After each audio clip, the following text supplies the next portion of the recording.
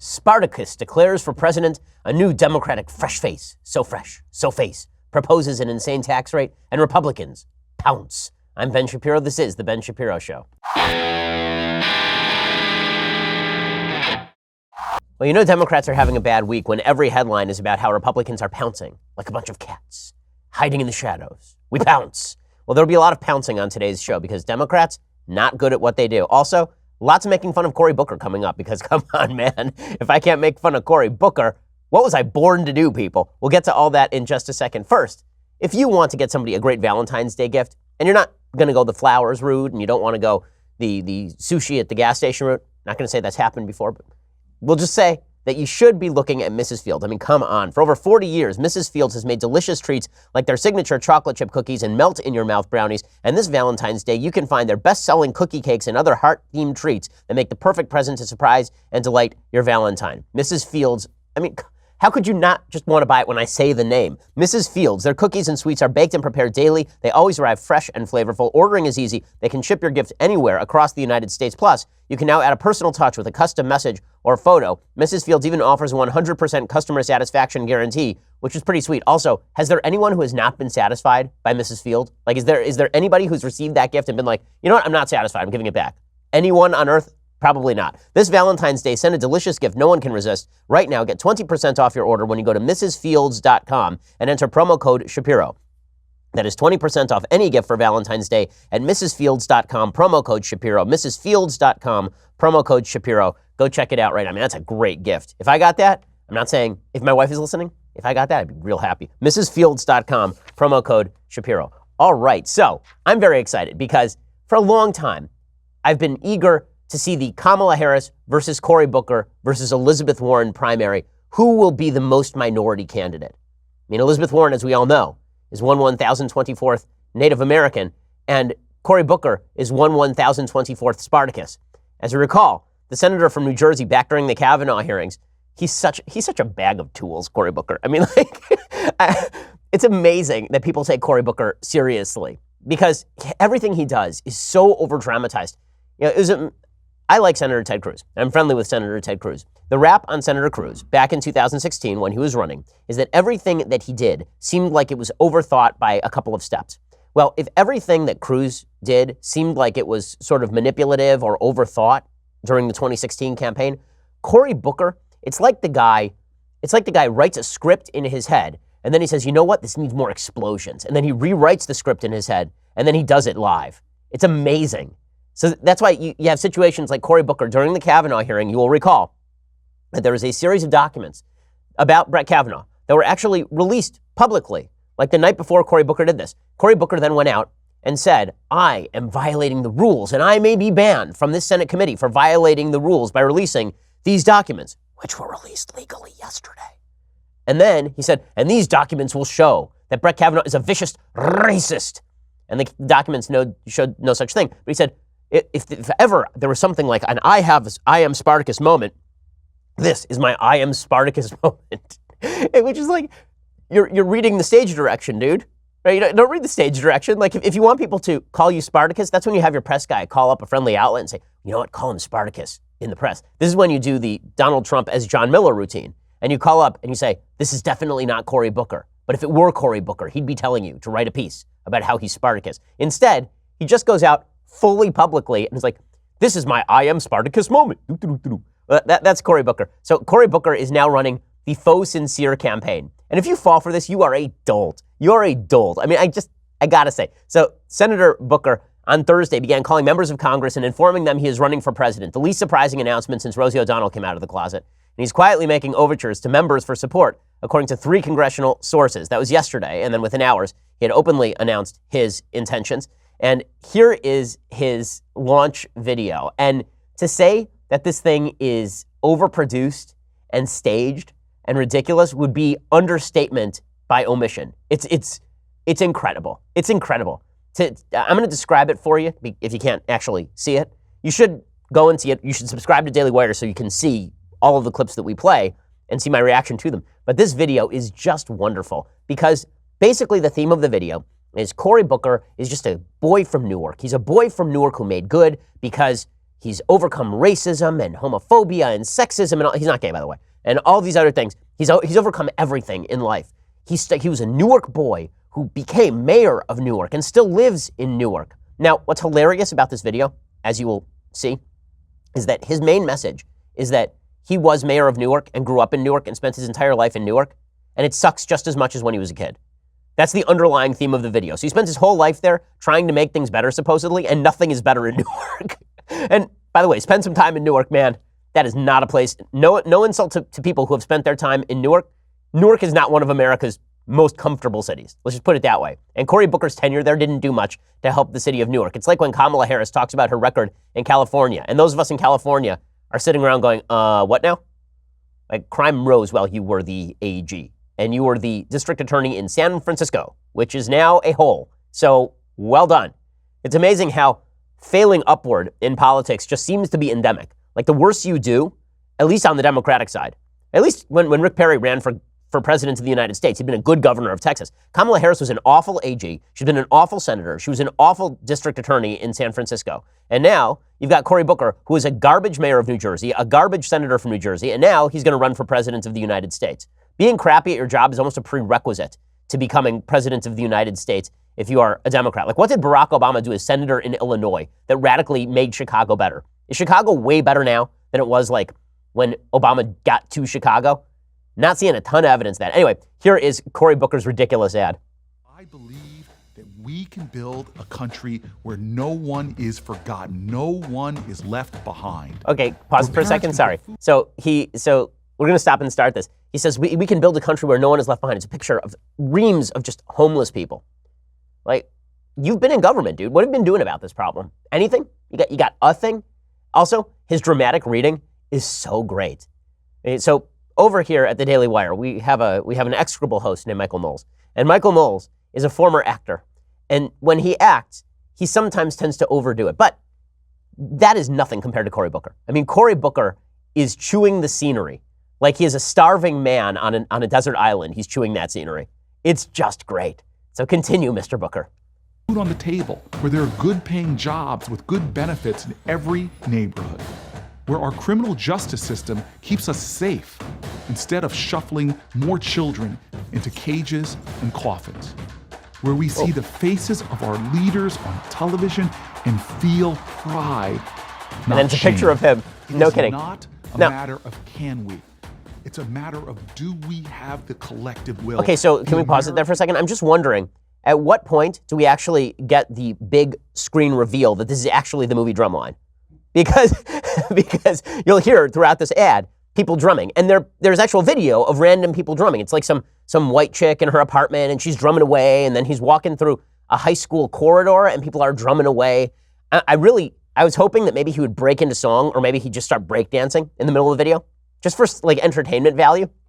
But it's like he took all of the cliches and he put them in a cliche nuclear reactor, and out came a cliche nuclear rod that is radioactive but also extraordinarily powerful.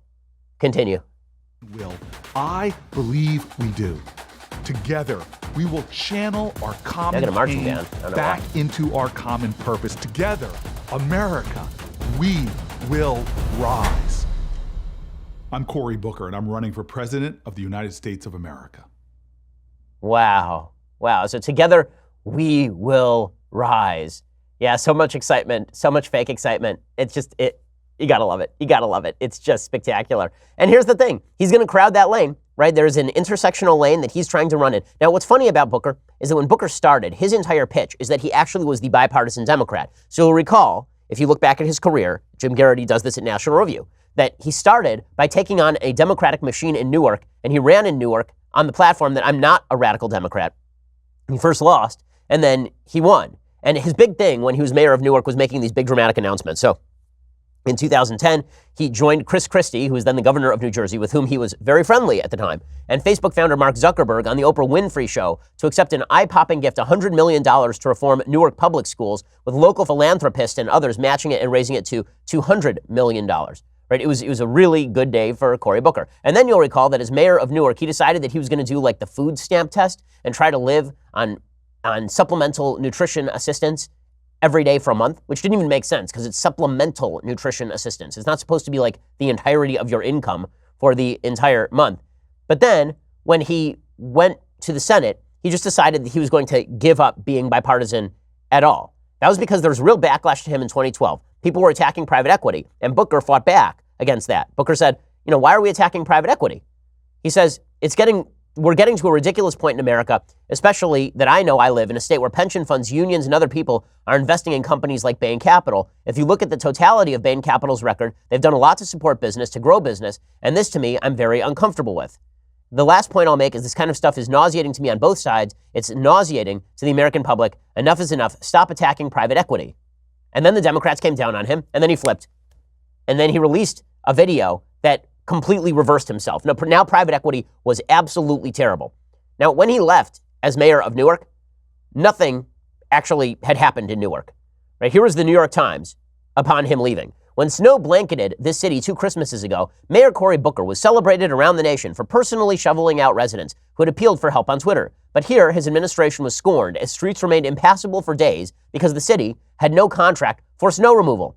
Last spring, Ellen DeGeneres presented Mr. Booker with a superhero costume after he rushed into a burning building to save a neighbor. But Newark had eliminated 3 fire companies after the mayor's plan to plug a budget hole failed. In recent days, Mr. Booker has made the rounds of the national media with his pledge to live on food stamps for a week. But his constituents do not need to be reminded that 6 years after the mayor came into office vowing to make Newark a model of urban transformation, their city remains an emblem of poverty. So there he is, like walking around doing his I'm cool, Newark's an awesome place thing. He didn't make it an awesome place. It continued to be Newark. And again, credit to people who live in Newark. They're braver than I. But come on.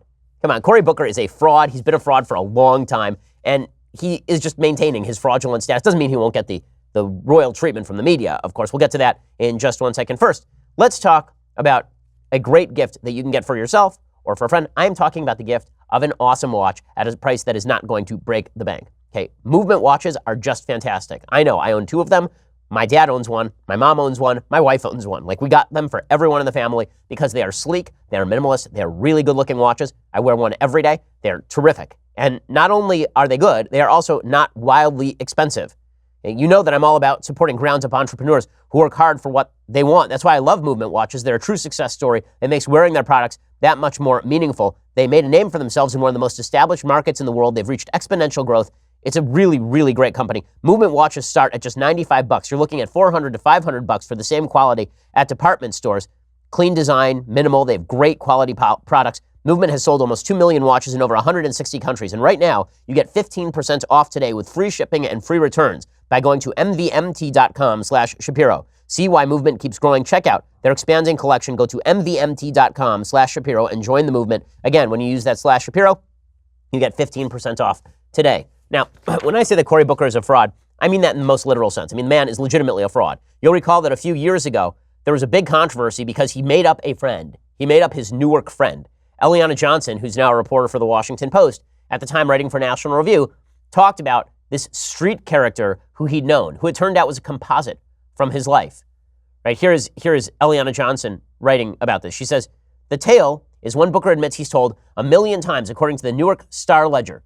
Ronald Rice Jr., a Newark City councilman and Booker ally who has known the mayor since 1998, says the T-Bone story was a fixture of Booker's unsuccessful 2002 mayoral bid against corrupt Newark political boss Sharp James. What exactly was the story?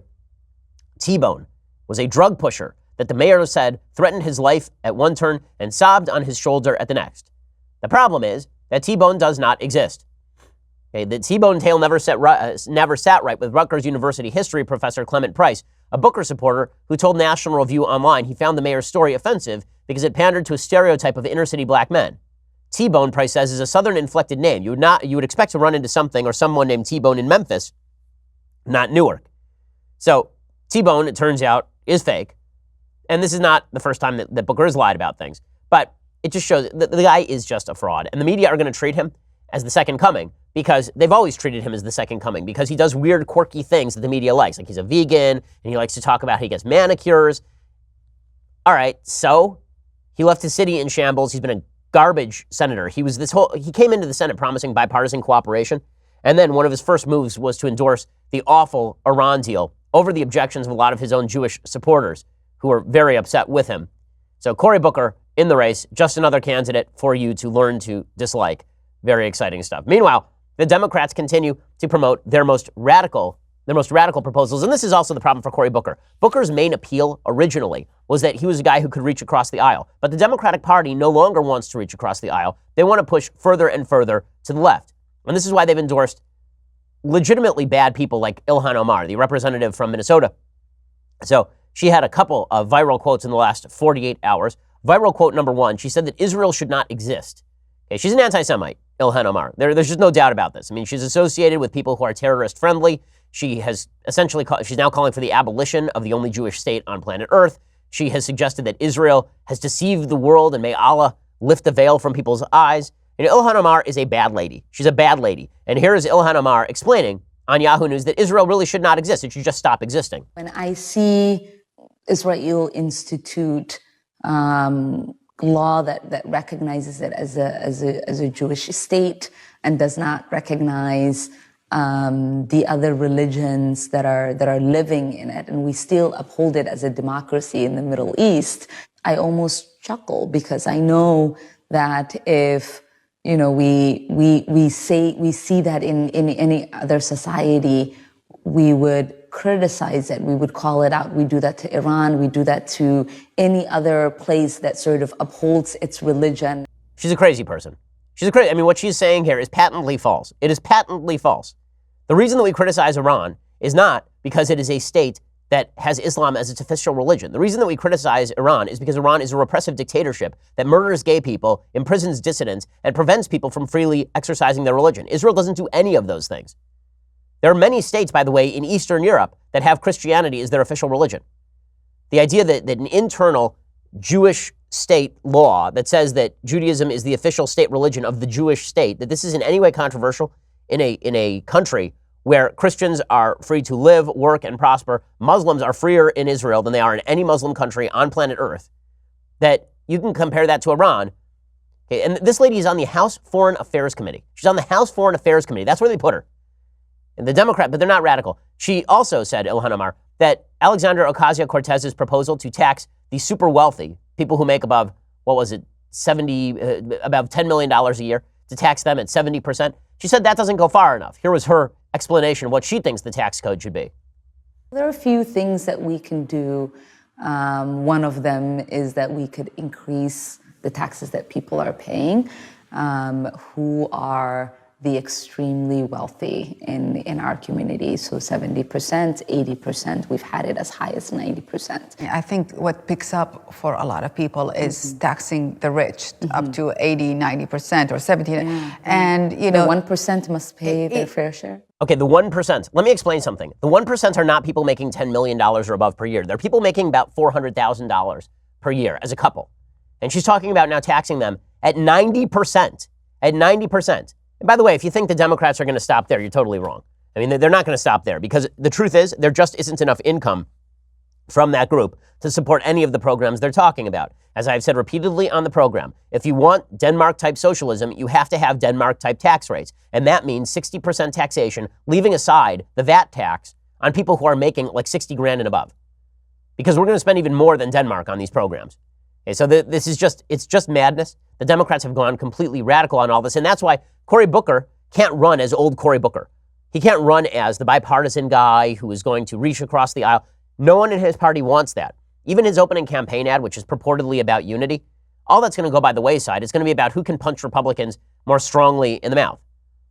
And Democrats now have to engage in this sort of self-delusion where they are actually moderate. It's pretty amazing. It's pretty amazing. The leader in self-delusion in the country right now is Paul Krugman. Now, Paul Krugman won a Nobel Prize, not for economics generally, because economics is an entire field. He won a Nobel Prize for his trade theory stuff. His trade theory stuff is quite good, Paul Krugman. On everything else, the man is a dunce. And when it comes to politics, he's particularly ridiculous. So he has an article today ripping on Howard Schultz, which has become the stock in trade for the entire left-wing media. Howard Schultz is the bad guy. Howard Schultz is a bad guy because he's a centrist. We don't need centrists right now. Here's what Paul Krugman writes, trying to convince himself almost that Democrats are not in fact radical. He says, why is American politics so dysfunctional? Whatever the deeper roots of our distress, the proximate cause is ideological extremism. Powerful factions are committed to false views of the world, regardless of the evidence. Notice that I said factions, plural. There's no question that the most disruptive, dangerous extremists are on the right. Well, I mean, there is a fair bit of question about that, considering that Democrats are now talking about overthrowing the entire American healthcare system, overthrowing the entire American transportation system, and restructuring the entire American economy. If I had to make a bet, I would say those people are slightly more dangerous than Donald Trump tweeting stupid crap from the White House. He says, but there's another faction whose obsessions and refusal to face reality have also done a great deal of harm. But I'm not talking about the left. Shocker. It turns out that there are factions that are bad, but not the left. The left is not a bad faction. Radical leftists are virtually non-existent in American politics. This is Paul Krugman writing this, a radical leftist. Radical leftists are virtually non-existent in American politics. Can you think of any prominent figure who wants to move to the left of, say, Denmark? Denmark is pretty far to the left, dude. I mean, Denmark, as I just mentioned, has tax rates that are unbelievably exorbitant on people who are lower middle class. What are you even talking about? But I guess when you reshift the entire framework of politics so that suddenly Denmark becomes middle of the road, all right, I mean, I guess it's a thing you can do. He says he's really worried about fanatical centrists. Fanatical centrists. He says, first, there's an obsession with public debt. This obsession might have made some sense back in 2010, when some feared a Greek-style crisis, although even then I could have told you that such fears were misplaced. In fact, I did, right? You also said the internet would not be a thing in the economy, Paul Krugman. So if we're going to go back to your record of predictions, there's been some good and there's been some bad. He says, in any case, however, 8 years have passed since Erskine Bowles and Alan Simpson predicted a fiscal crisis within 2 years, unless their calls for spending cuts were heeded, yet U.S. borrowing costs remain at historical lows. And then he says that anybody who thinks that the debt is a problem is crazy. That's crazy. It's not crazy to say that you want a Green New Deal that would cost $50 trillion over 10 years. It is crazy, however. It is totally crazy to say that the national debt is a problem. And then he continues along these lines. He says, in general, centrists are furiously opposed to any proposal that would ease the lives of ordinary Americans. Universal health coverage, said Schultz, would be free health care for all, which the country cannot afford. And he's not alone in saying things like that. A few days ago, Michael Bloomberg declared that extending Medicare to everyone, as Kamala Harris suggests, would bankrupt us for a very long time. Now, single-payer health care, actually called Medicare, hasn't bankrupted Canada. In fact, every advanced country besides America has some form of universal health coverage and manages to afford it. First of all, America does have a basic form of universal health coverage. It is basically Medicaid. It is Medicaid and emergency room forced care. Right? So the idea that people are dying on the streets in America is simply a left lie. It is also true the vast majority of spending on healthcare in the United States is done in the private sector by people who voluntarily pay into the private sector. The United States spends something on the order of I believe it was $60 trillion a year. So I'll have to look this up. It would be $60 trillion over the next decade that America could be expected to spend on healthcare. Obviously not $60 trillion a year. $60 trillion over the next decade that we could be expected to spend on healthcare. About $28 trillion of that was expected to be public, and about $32 trillion was expected to be private. Okay, so that means that a lot of the spending that's being done is voluntary spending by people who are freely alienating their money in return for quicker health care. But according to Paul Krugman, it is not radical at all to say you're going to completely abolish 1/4 of the American industry. So radical centrists are the real problem. He says, where does the fanaticism of the centrists come from? Sheer vanity. Both pundits and plutocrats like to imagine themselves as superior beings, standing above the political fray. I mean, does Paul Krugman own a mirror? Somebody. We need a government program to buy Paul Krugman a mirror. If we tax everybody 1 cent, we can buy him a magnificent mirror.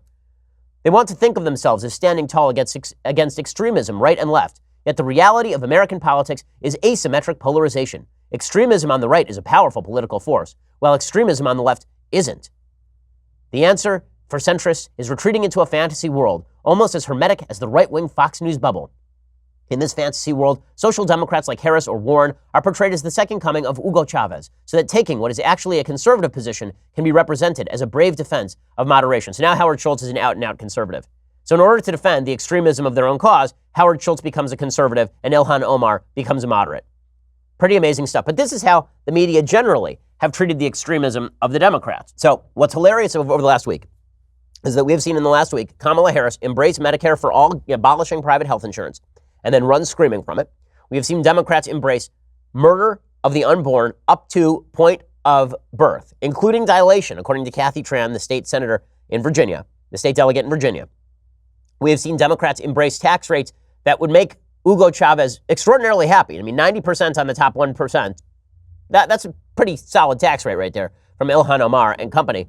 And yet, the way that the media have covered these things is always Republicans pounce. It's an amazing thing. I really have never seen a bevy of headlines. Whenever Republicans make a mistake, it's never Democrats pounce as Republicans reel. It's never Democrats pouncing. But Republicans pounce has become such a meme that people on the right know that as soon as Democrats do something bad, there will be a bevy of articles about Republicans pouncing. So here is an actual headline from the Washington Post.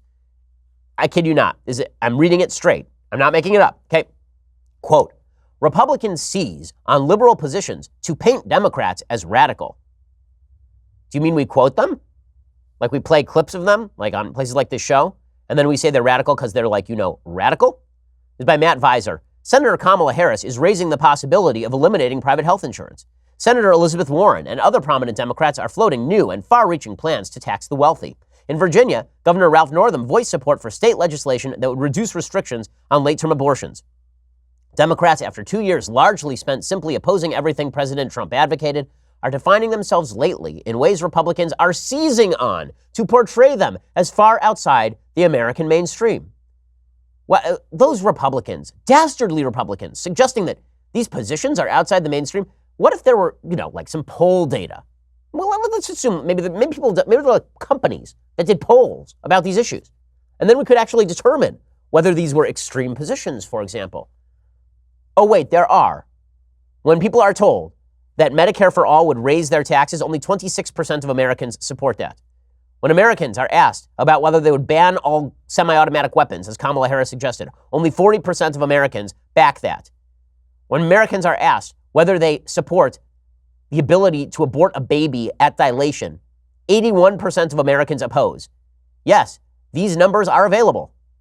But no, it's Republicans pouncing. It's all about the pouncing. Republicans are like the bobcat. They're just going to pounce on you. That's their thing. I love it. That's not the only one. New York Times doing exactly the same thing. Trump, Pence lead GOP seizure of late-term abortion as a potent 2020 issue. They seized it. The GOP seized it. Okay, you know what's a way that the Republicans couldn't have actually seized on the issue is if Democrats hadn't tried to pass bills in Vermont, Virginia, and New York, and Rhode Island in the last week, trying to say that late-term abortion was an affirmative good. Then there wouldn't have been anything like, let's say that Republicans tried to seize on Democratic support for murdering all people above the age of 80. It would be hard for them to seize on that because Democrats haven't actually made that proposal. It would be hard to seize on it. But whenever this is the Andrew Klavan rule of the media, whenever a Democrat screws something up, the story is the Republican reaction. Whenever a Republican screws something up, the story is the Republican screwing something up. But no, don't worry. There is no bias in the media, Virginia. Don't worry. No bias in the media whatsoever. They are just even-handed truth tellers seeking to be firefighters, bringing you the realities of life. By the way, it is worth noting here that for all of the talk from people like Paul Krugman and folks in the Democratic mainstream about the realism of their proposals, taking crises like climate change super seriously and all of this, as soon as you dig beneath the surface, you realize that even their more mainstream positions are actually pretty radical and pretty dumb. I'll explain in just a second when it comes to climate change. First, you're going to have to go over to dailywire.com and subscribe. $9.99 a month gets you a subscription. Remember, if you're not a Daily Wire subscriber, you are missing out. Our next Sunday special guest is none other than the great Dave Ramsey. It's a great episode. If you are a subscriber, you, and only you, can watch this episode a full day early. So the Sunday special becomes the Saturday special. I didn't film it on Shabbos. Don't worry, my Jewish fans. But only if you are a Daily Wire subscriber. What are you waiting for? It's time to subscribe. Go click subscribe. You'll thank me later, as in later today. Because later today, we have another 2 hours of this show. My goodness, the amount of content we bring to you lucky people. Go check it out right now. $9.99 a month. Also, annual subscription, $99 a year. You get this. The very greatest in all beverage vessels. Cast your eyes upon it and despair that you own it not. The leftist tears, hot or cold tumbler. It is magnificent. If only that guy at the end of Indiana Jones and the Holy Grail had chosen this, he would still be alive instead of having crumbled into dust. He chose poorly. Go check us out over at dailywire.com. Subscribe. Also subscribe at YouTube and iTunes. Leave us a nice review because that's the kind of person you are. You're nice. Just go do that. Do that right now. I'm waiting. Okay, well, wait. Okay, now you're done. Good, great. Go do that. And, thanks. We are the largest, fastest growing conservative podcast and radio show in the nation.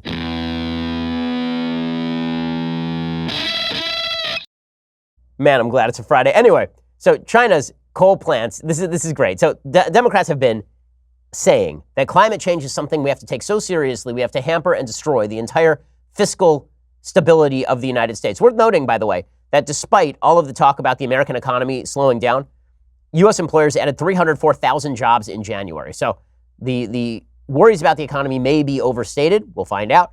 But Democrats are firmly convinced that climate change is the most pressing issue on the agenda. This is what all of the Democrats say. If you ask them what is the existential threat to the United States, they will not say China. They will not say Russia. They will not say Islamic extremism. What they will say is climate change to a person. And what they suggest is that America radically restructure our economy in a Green New Deal. Yay! We're going to abolish the driving of private cars. We are going to cut our military in half. We're going to radically restructure all of the tax brackets. Weird how all of their solutions to climate change sound exactly like their ideal fiscal proposals just in a vacuum. Weird how those things line up. Wow.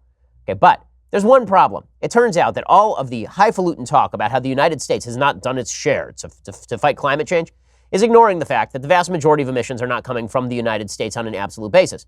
The vast majority of emissions are coming from China because China has 1 billion people and they're emitting without any regulations upon them, despite the fact that they signed on to the much vaunted Paris Accords. You remember the Paris Accords?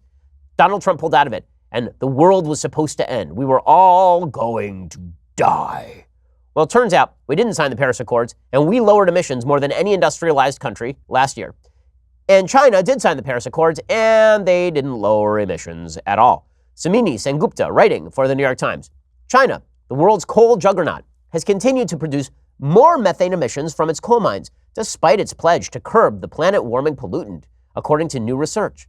In a paper published Tuesday in Nature Communications, researchers concluded that China had failed to meet its own government regulations requiring coal mines to rapidly reduce methane emissions, at least in the 5 years after 2010, when the regulations were passed. It matters because coal is the world's dirtiest fossil fuel, and China is, by far, the largest producer in the world. Coal accounts for 40% of electricity generation globally and an even higher share in China, which has abundant coal resources and more than 4 million workers employed in the coal sector. Scientists and policymakers agree that the world will have to quit coal to have any hope of averting catastrophic climate change. How quickly China can do that, therefore, is crucial. The Chinese government in 2010 required a state-run coal sector to reduce methane emissions by putting the gas to use, or by capturing methane from mines and flaring it, which is still polluting, but not as much as releasing the gas into the atmosphere, according to researchers. It required that 6.2 million tons of methane produced from coal mining be put to use by 2015. An examination of satellite data collected between 2010 and 2015 painted a different picture. Not only were the reductions not made, but Chinese methane emissions actually increased by 1.2 million tons per year during the 5-year period. What? A communist dictatorship pledging to help the environment in order to shame Western countries into doing the same and then cheating? You mean communists lie? You mean communist dictatorships that have giant gulags don't care if they pollute at the expense of people other places in the... That's crazy. That's good. But they're good because they're on the left. I mean, Thomas Friedman, I was assured by Thomas Friedman that if we had just run America as a one-party autocracy, that would have been even better than a one-party democracy. Because if the one-party autocracy is run by the geniuses like the people in China, the world would be better off. Obviously, the solution to this is we have to tax the 1%. The solution to the Chinese government just radically increasing their methane emissions, we have to tax the 1% in this country. That is the only way. Not only that, we should probably have a wealth tax. Not only that, we should probably boycott Israel.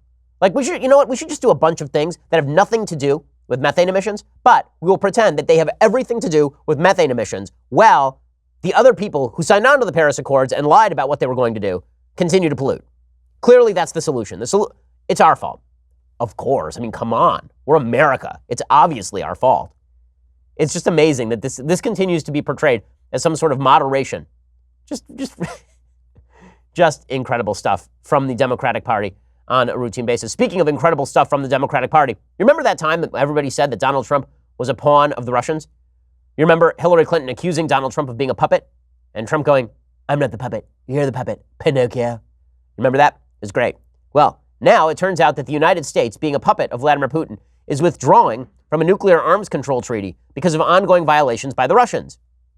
The Intermediate Range Nuclear Forces Treaty has been central to limiting the kinds of nuclear weapons both countries can deploy. Without it, experts fear there will be a new nuclear arms race. except that these experts are doltish enough to fail to recognize that the Russian government has been violating the INF for legitimately decades. Pompeo said, when an agreement is so brazenly disregarded and our security so openly threatened, we must respond. Pompeo first announced the U.S. intention to withdraw in December, giving Russia a 60-day window to come back into compliance. That window runs out on Saturday. Withdrawal now requires an additional 6-month window, according to the treaty's terms.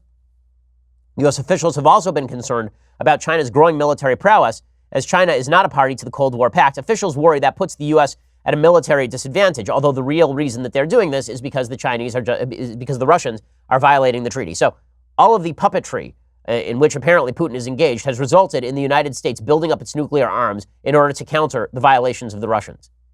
So amazing. So much puppetry. Obviously, Donald Trump was a plant of the Russians, and he was put in office by Vladimir Putin specifically so that he could kill Russians in Syria, arm the Ukrainians with deadly weaponry, raise sanctions for the most part, and also pull out of an intermediate nuclear forces treaty that allows the United States to build up its nuclear arsenal. Clearly, that's why they put him in power, to do stuff like that.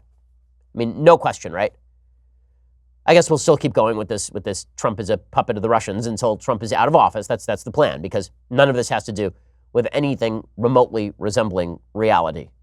Oh well. Okay. Meanwhile, let's get to the mailbag, because it's been a long week. So let's mailbag it up. Here we go. So let's see. Courtney says, Dear Ben, today is my 25th birthday, so I wanted to ask you, what was the best thing that happened to you when you were 25? And what advice would you give your 25-year-old self, or just some advice for 25-year-olds in today's world? Sincerely, one of your biggest fans. When I was 25, I was newly married. So I got married when I was 24, and my wife was 20. We're about 3.5 years apart, if you do that math. And when you're 25, honestly, I think it's a rule anytime you're young. What makes you a better person is taking on more responsibility, not shirking responsibility. Taking on the burdens of responsibility for another human being makes you stronger. It makes you better. It makes you have to engage with your best self. Getting married was a life-changing experience for me in a variety of ways, but the first thing that it does is it makes you realize that your decisions have impact on people who are not you. When you're just a kid, you don't worry about the impact that your decisions have on your parents. Now that I'm a parent, you realize how much parents have to deal with the consequences of their children's decision. But when you're a kid, you think, oh, my parent's an adult, my parent can handle it, they're older. Once you get married, you realize that your decisions don't just impact you, they impact others. And this makes you a more virtuous person. So when you're 25, my first suggestion is seek responsibility, don't shirk responsibility. That would be, I think, the first thing that pops to mind. The other thing is that you should, when you're young, you should be risk-seeking when it comes to career. What I mean by that is now is a good time for you to try and determine what it is that you love to do, you think makes a difference, and that you're good at, right? That is the confluence of factors that make for a good career experience. Find the thing that you are good at, the thing that you love to do, and the thing that other people will pay you to do and makes a difference, right? So making a difference, good at it, people will pay you for it. Those are the three things. When I was 25, I'd been working at a law firm, and I worked there for about 10 months. It was, not a great experience. I didn't love it. It was a major law firm. It was during the middle of the real estate downturn. It was a real estate contract law firm. It was a transactional law firm. So I was sitting in my beautiful office in Century City, looking out at the ocean every day for like 7 hours a day. Well, I couldn't bill any hours because there was no work coming in.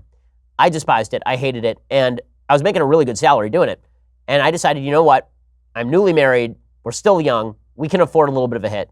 So if I'm ever going to change career paths, now's the time to do it. So I quit after 10 months. I had a mortgage. I had a wife. And we decided that I was going to take a job for 1/3 the pay, doing legal work and also learning the production side of the radio industry, because this is a good time for you to learn. It's a good time for you to jump. And I did that. It changed my career path entirely. I mean, maybe I would be a partner at a law firm right now if I had not done that. But I'm much happier with what I'm doing now. So 25 is a great age. Harrison says, hi, Ben. Milton Friedman commonly referred to inflation as the hidden tax because it pushes people's income into higher and higher tax brackets. He concluded that the only way to effectively get a tax cut is to cut government spending, because any tax cut that did not cut spending would ultimately lead to inflation.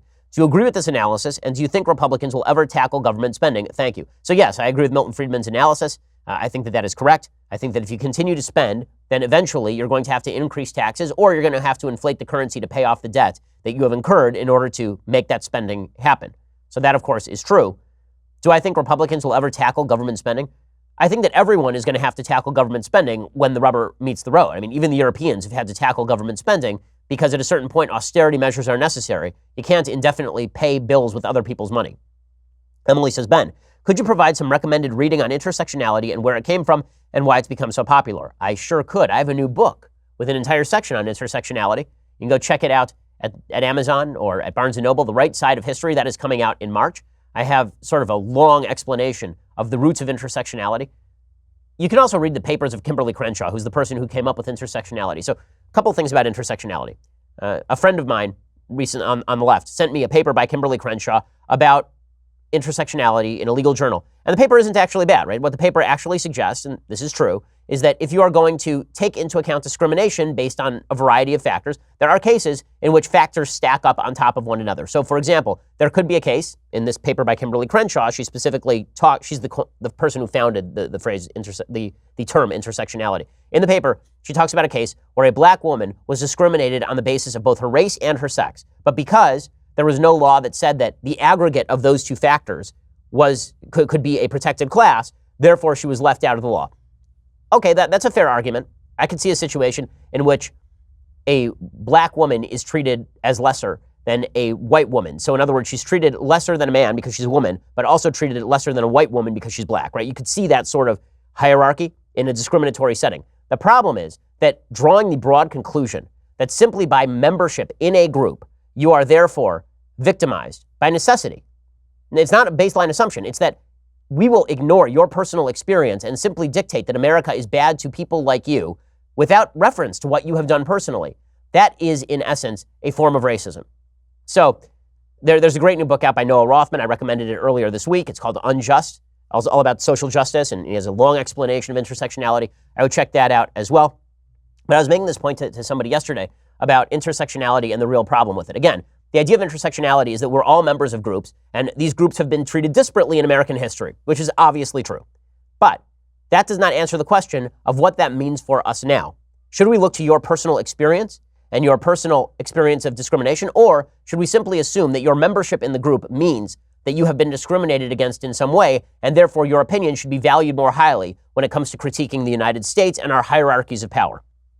It's that latter contention that is actually racist identity politics. That latter contention is racist identity politics. Thomas Sowell, the economist, has an interesting breakdown of discrimination that I found quite useful. He says that there are basically three types of discrimination. There's discrimination that we all find utterly benign. That would be discrimination between, do I want a hamburger or do I want a fish fillet today? Right? That we discriminate. If you have discriminating tastes, this does not mean you are a bad person. It means that you made a choice. Right? That's the kind of discrimination that no one cares about. Then there is open discrimination. There's you're a black person, therefore you're lesser. That is racism. That is discrimination. Everybody finds that abhorrent of good faith. Then there is the case of there are situations in which you have no information about a person other than their group membership. So, for example, you're walking down the street of a neighborhood. In that neighborhood, the black crime rate is higher than the white crime rate. And you're walking down the street at 2 a.m. And you're walking down the street and there's identically dressed black guy on one side of the street and white guy on the other side of the street. And you cross over to the side where the white guy is because the black crime rate in the city is higher than the white crime rate. Are you a racist? Thomas Sowell says no. What you are is a person who is using risk assessment based on the only data that is available to you. Racism would be if you know that the black guy walking down the street is dressed in a medical outfit because he's from Johns Hopkins, and the white guy on the other side of the street is smoking crack. If you then move over to the white guy side of the street, then you're a racist. In other words, you can only use the best data that is available to you. And our job should be to try and drill down so we get to the individual data. Well, intersectionality is the same sort of problem. Okay, so if you were to say that in a vacuum, all you have about information about these two people, one is white and one is black, you don't know anything else about them, can you say that they probably had different experiences in America? Yeah, I think it's fair to say that they probably had different experiences in America because being black comes with certain burdens that being white has not had, historically speaking. We could probably assume, for example, without any other evidence, that you have a history of less wealth in your family because of historic discrimination against black folks. Uncontroversial. Here's where intersectionality goes wrong. Intersectionality suggests that even if you know now that black kid is Colin Powell's son, and you know that white kid is some kid who grew up in rural Appalachia with a single mom, that you can still assume that white kid is somehow privileged by his race and that black kid is somehow a victim because of his race. Now, you are actively encouraging discrimination. And that's where intersectionality has gone. And it's ugly and it's gross. Okay, once you start using group identity as a substitute for information that you have about individual decision making, once you say that every disparity can automatically be attributed to discrimination because discrimination is obviously so endemic that it overcomes any other factor, now you have engaged in something truly ugly. You're seeing this right now with Howard Schultz. Right? Howard Schultz grew up Jewish in a family where his father apparently beat him and was a truck driver and was unemployed. They were on welfare. They were living in public housing. He made something of himself, and he became the head of an $84 billion corporation that he started from a coffee shop in Seattle. Amazing American success story. He is now being accused of having experienced white privilege and even Jewish privilege because his culture emphasizes education, for example. So we are going to value his group identity over his individual story. That's the essence of racism. It is. It's the essence of the bad kind of discrimination Thomas Sowell talks about. Alrighty, a couple more questions. Lee says, Dear Ben, wanted to know your opinion on mediums. I used to think all psychics are frauds, but one of my mom's friends, who's a medium, said my dad, who died 10 years before when I was 14, wanted to speak to me. I've rarely talked to her before, and at the time I was going through a really rough time in college with heavy drinking, depression, and losing out on a girl I had feelings for, yet somehow she knew everything happening, even though I told no one at the time, and that changed my opinion on the subject. Curious to know what your thoughts are. So my thoughts are that I think all psychics are frauds. I think there is no hard data to suggest that psychics are not frauds. I think that they tend to use outside indicators or say vague things that you can fit into what you think your story is. They'll say, you're having trouble with a romantic partner, aren't you? Because that fits like 90% of people. They're like, oh my God, how'd they know that? How'd they know that I'm having trouble with my romantic partner, that I have unrequited love? Okay, easy guess. You don't have a wedding ring on your finger, so unrequited love, and you are unhappy, which is probably why you're there, right? They can use pretty good outside indicators. They're good at this. I think psychics are frauds because, again, I have no evidence to the contrary. Rick says, hey, Ben, the other day you said that Switzerland has the best healthcare system right now. After looking over the particulars, it looks a lot like Obamacare because of the mandate and some subsidies. This is correct. It does look a lot like Obamacare. Why do you like that system since it resembles Obamacare? You have also said that for the U.S. to allow the purchase of health insurance over state lines, but a plan in Montana won't pay the rate that doctors in L.A. or New York charge. Your thoughts? Well, you want to be able to have competition across state lines, and you're right that a healthcare plan in Montana is probably not going to be something that people in California buy, but a healthcare plan in South Dakota might be something that people in Montana want to buy. The price is differential. I might want to buy a New York health plan to cover people in California. You should be able to have competition across state lines. As far as Switzerland looking a lot like Obamacare, that's correct. Okay, the idea of the individual mandate itself, I find to be a violation of basic principles of liberty. I don't think that the government should be able to force me to buy something that is for my own care. When you buy car insurance, it's to protect the other guy on the road. When you buy health insurance, it's to protect you. It's not the government's role to tell me what I have to purchase for my own good. I find that to be tyrannical. What I have said is that in terms of efficacy, if that's all you're looking at, Switzerland has a pretty nice system. Okay, Switzerland, but that violates certain core principles. And also, I'm saying if you're looking at mixed systems, nobody's actually ever tried a pretty libertarian system in which the free market tends to predominate, regulations are extraordinarily low, and people can buy healthcare simply by walking into the doctor and plopping down a $100 bill. Okay, one more, and then we will move on. Let's see. Stan says, how are you doing, Ben? I know that you and your wife are happily married, but hypothetically, if she were to be unfaithful to you, how would you handle the situation? Is adultery a legit reason to divorce someone? I know in the Bible it says till death do us part, but I think cheating is a horrible act, even if the person did it once. I would love to hear your thoughts on this. Thanks, and happy belated birthday. So, this is a complex topic, actually. So on a sin level, obviously, adultery is not only divorceable, if you're going to do biblically, it's death penalty worthy, right? And it is one of the 10 commandments, thou shalt not commit adultery, and it is indeed grounds for divorce in Judaism. What would I do if, God forbid, my wife did that? Thankfully, this is not even a thinkable hypothetical, but if I were married to somebody who cheated on me and I already had kids, honestly, I think I would probably do my best to keep the marriage together for the sake of the kids, so long as she was still a good mother. Because after you have kids, the math changes. If I was just married to a woman, no kids, and she cheated on me, I'm out like that. If I have kids, that does change the math pretty radically. You have to do something to make sure that the kids still have their mom around if she's a good mom. If she's a bad mom, then it's a different story. But divorce has impacts on people beyond you. This goes back to sort of the first question in the mailbag. As you have responsibilities to other people, the incentive structure changes and the math changes. I will also say that not all adulteries are equally damaging to a marriage, I think, is somewhat fair to say. Meaning that I think that all adultery is evil. I think it's a great cruelty. I think it's a diminishment of your soul, and it is a violation of your responsibilities as a human being. It creates a breach in human virtue that is nearly irreparable. I will say that I think there is a difference between a man having a long-standing affair with a woman not his wife and a man who has a drunken one-night fling at a hotel in Iowa. I don't think that's quite the same thing. And I think that's true because men treat sex as a disposable thing, and emotional affairs can be a lot more damaging to marriages than even one-night stands, for example. But that's getting more complex than the topic requires. Again, it depends on where you're situated. It depends on your relationship with your spouse. So that's sort of the basic answer. All right, time for a thing I like and then a couple of things that I hate. So things I like today. Ashton Kutcher posted a powerful pro-life video. I don't know that Ashton Kutcher is pro-life, but this video certainly is pro-life. It's testimony of a man with Down syndrome. He was testifying in front of Congress, and he talked about how eugenic murder of the unborn is extraordinarily dangerous. Here is a little bit of that video posted by Ashton Kutcher. Good for him. I am a man with Down syndrome, and my life is worth living. Sadly, across the world, a notion is being sold that maybe we don't need research concerning Down syndrome. Some people say prenatal screens will identify Down syndrome in the womb, and those pregnancies will just be terminated. It's hard for me to sit here and say those words.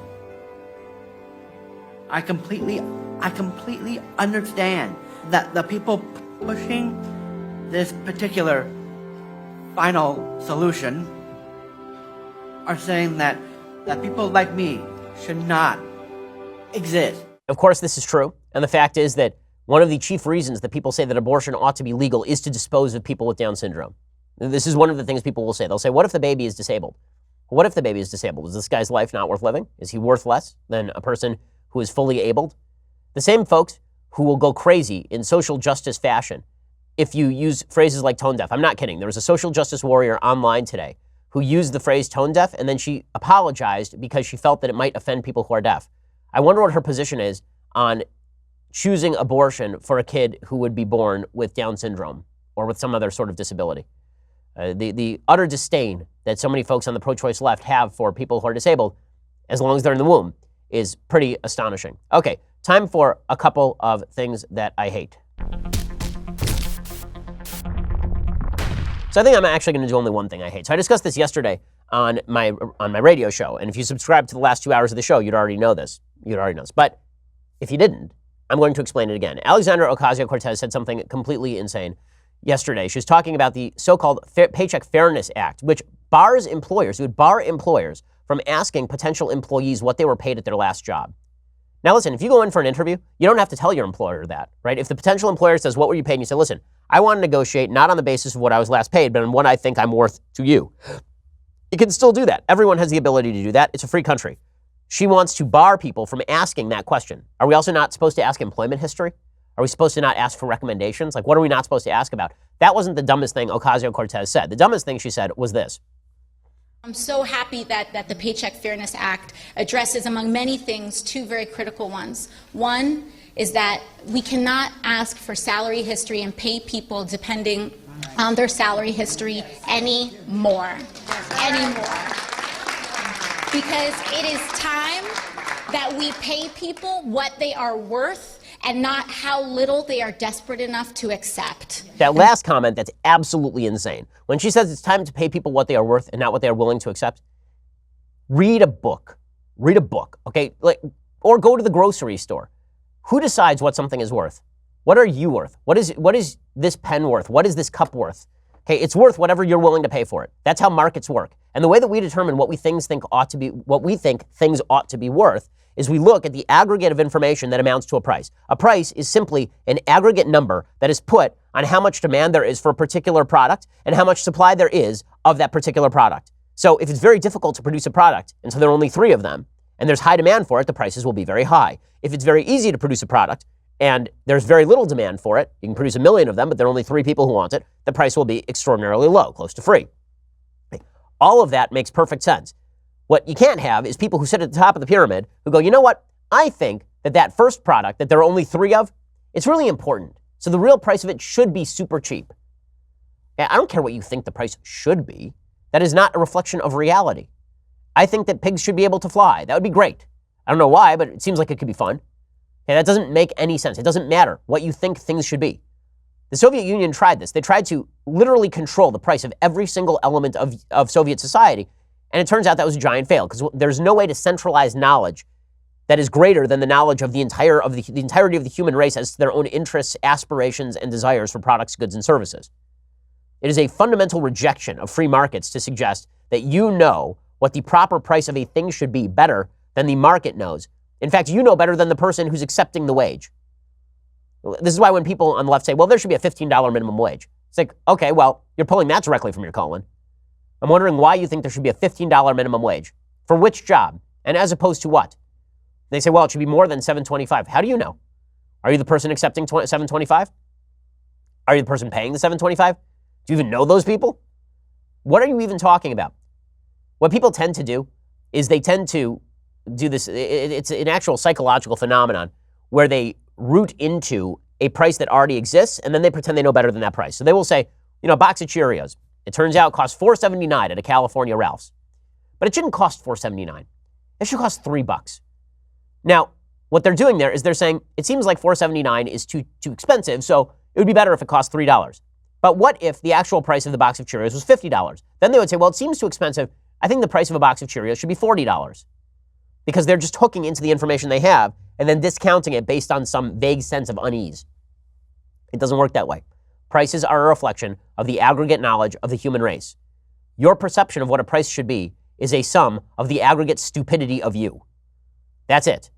But AOC thinks that should dictate. If you think AOC, whose great life experience consists of winning a mildly contested primary in New York City and also having poured drinks, if you think that she knows more than the entire human race about the price of goods, services, wages, and labor, then I don't know what to tell you. Go live in AOC land, man, because that place will be bankrupt so fast it will make your head swim.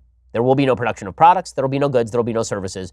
There will be a bunch of people who think that life is fair while they sit and play in the mud. That's basically what you will have, because that's what the USSR ended up being. All right, well, as you can see, I'm dying here, so we're going to leave. And I'll be back here a little bit later after I have sufficiently recovered, after I've gone and had a nice swig from the Leftist Tears Hot or Cold tumbler and have been reinfused with energy and health.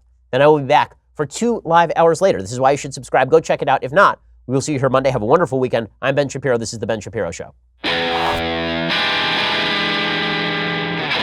The Ben Shapiro Show is produced by Senya Villarreal, executive producer Jeremy Boring, senior producer Jonathan Hay. Our supervising producer is Mathis Glover, and our technical producer is Austin Stevens. Edited by Adam Sayevitz. Audio is mixed by Mike Caromina. Hair and makeup is by Jesua Olvera. Production assistant Nick Sheehan. The Ben Shapiro Show is a Daily Wire production. Copyright Daily Wire 2019.